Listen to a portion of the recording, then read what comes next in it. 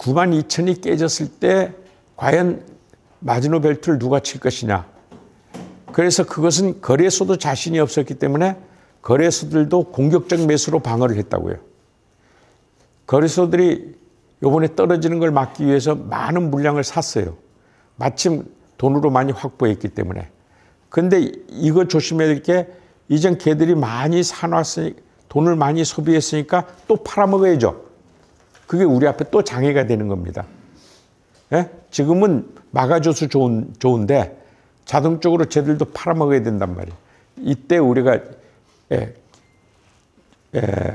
좀 골치 아프죠. 그런데 그랬다 치더라도 위로 상방이 99,000이고 하방이 92,000이라면 98,000서부터 93,000까지 왔다 갔다 하는 것을 우리가 평소에는 먹을 수 있었어요. 그걸 조정 구간이라고 그러고 위에서 올라가면 딱 그거 보고 우리가 정리해버리죠. 그리고 숏으로 들어가잖아요. 그러면 93,000에 숏으로 한 걸 또 다시 정리를 해버리고 또 롱으로 들어가잖아요. 이렇게 할 수 있어서 좋은 기회입니다. 사실은 이번에 우리 돈 많이 벌 수 있는 기회였던 거예요. 그런데 왜 우리가 이번에 고전을 했느냐. 나 역시 고전을 할 수밖에 없었고 했던 이유는 뭐냐면 바로 교란작전 때문입니다. 우리나라도 지금 현재 금융자산법이 생겨가지고 이번에 금감원에서 거래소 조사하면서 그 악성 세력들, 시장 교란하는 악성 세력들 막 잡아내려고 지금 막 혈안이 돼 있더라고요, 보니까. 그런데 우리나라니까 그게 가능해요. 외국에서는 그게 가능하지가 않아요. 외국에서는 왜 가능하지 않느냐면 그런 규제법이 똑같이 적용될 리가 없잖아요. 그러니까 그 규제를 또 누가 하느냐 하면 또 바이낸스가 해요. 그러면 쉽게 생각합시다. 자, 바이낸스는 우리 앞에 181, 360, 또 1080이라는 우리 앞에 신호를 주잖아요. 우리 앞에 신호를 주려는 게 아니라 자기네끼리 거래소끼리 신호 준 걸 내가 캐치해버린 것 뿐이지. 예? 그렇게 자기네끼리 해먹는데 그걸 빠삭하게 하는 놈들이 누굴까? 작전 세력들이죠. 알트코인 시황지수를 만드는 작전 세력들이라고. 그놈들도 자기네가 돈 떨어지면 알트코인으로 돈을 보충하는 게 아니고 비트코인 시장에 들어와서 돈을 보충해요. 웃기죠? 그러면 이제 왜? 걔네들은 정보를 주고 있으니까. 그래서 걔들이 들어오게 되면 시장 교란 작전을 편다고요. 그럼 시장 교란 작전을 펴는데 그걸 바이낸스가 주는 사인을 가지고 시장 교란을 할 텐데 그 바이낸스가 그걸 가만히 묵고 하겠어요? 여러분들이 여기서 가게를 식당을 하고 있는데 누가 차가 식당 앞에 딱 세워놨어.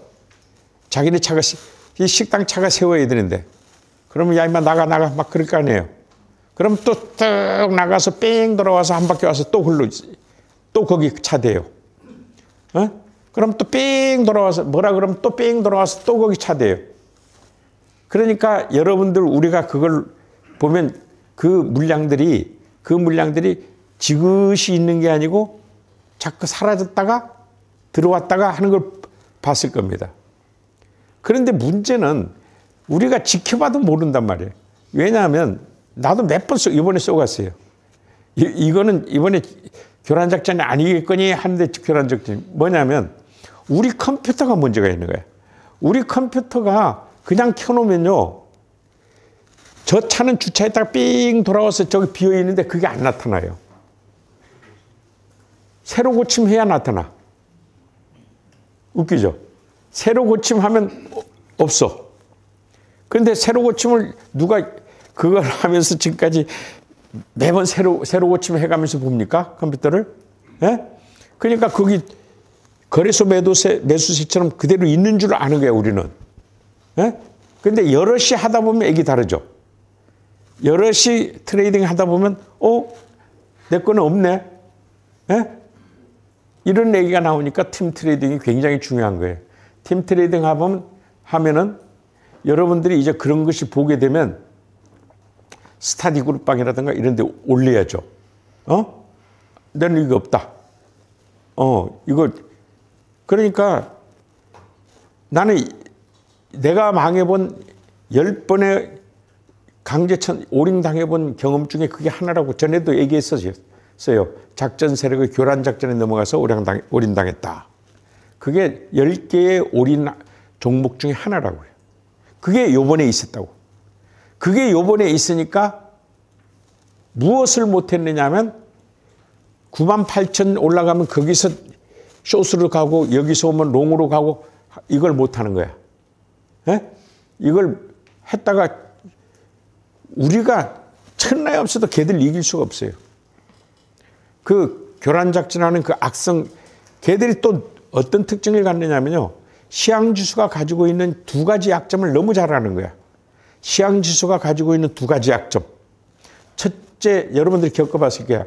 고래들이 갑자기 팔아버리면 시향지수 모른다는 거지.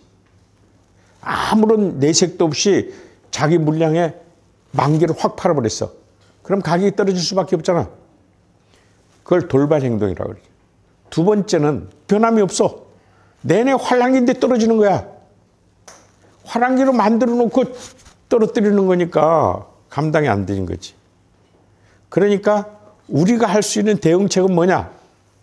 우리가 할 수 있는 대응책은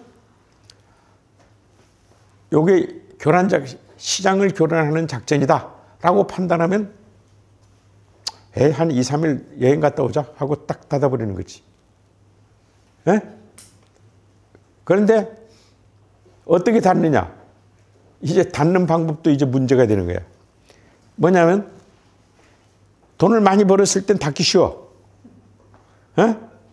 돈을 많이 벌었을 땐 아이 좀 덜 벌지만 탁 정리하고 그냥 하면 되는데 이제 반대로 돈을 50% 잃었어.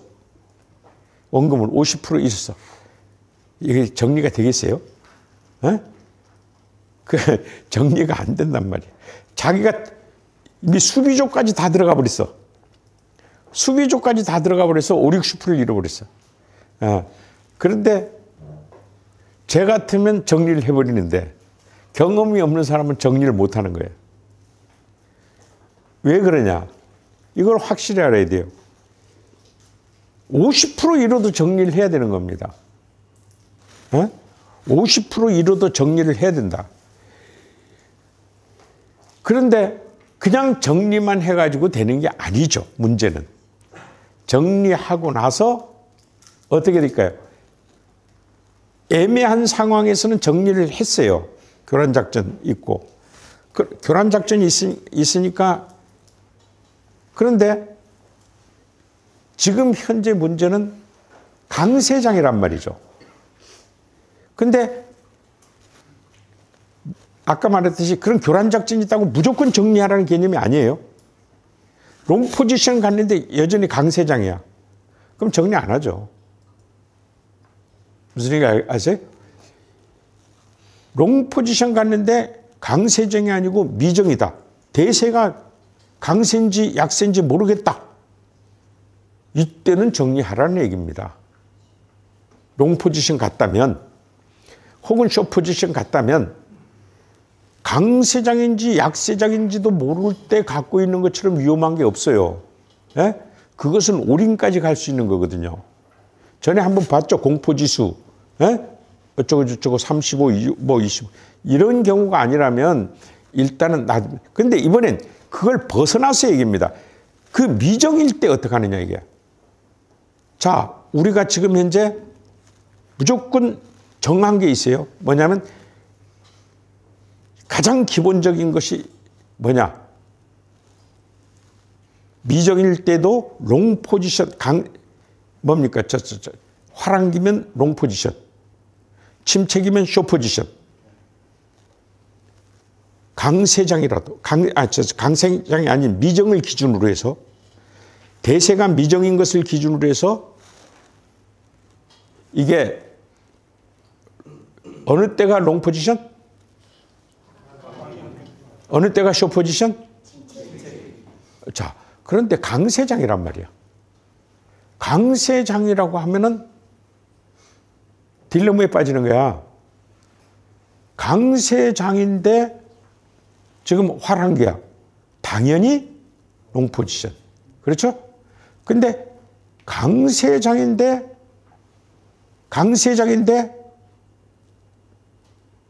이게 조종기야. 조종기면 딜레마에 빠졌다고 합니다. 그럴 때 정리를 할 수도 있고 안 할 수도 있다는 문제가 되죠. 그러면 그때는 자기 환경이 굉장히 중요해요. 자기 환경이. 그리고 지금 같으면 저도 정리하라 말을 못해요. 왜냐하면 곧 돌아올 거랑 곧 가격 상승할 거란 걸 아니까. 그러니까 옛날처럼 위험하지 않으니까 좀 갖고 있어라. 버텨도 된다라고 할 수 있어요. 옛날에는 어림도 없어요. 옛날에는 무조건 침체기면 무조건 일단은 정리해놓고 보는 거예요. 에? 강세장이라도 딜레마라도. 이런 상관관계를 아셔야 돼요. 그러니까 가장 기본은 화랑기에는 일단 롱 포지션, 침체기에는 무조건 숏 포지션. 일단 이것을 전제로 해서 상관관계를 풀어나가야 된다. 상관관계를 풀어나가야 된다.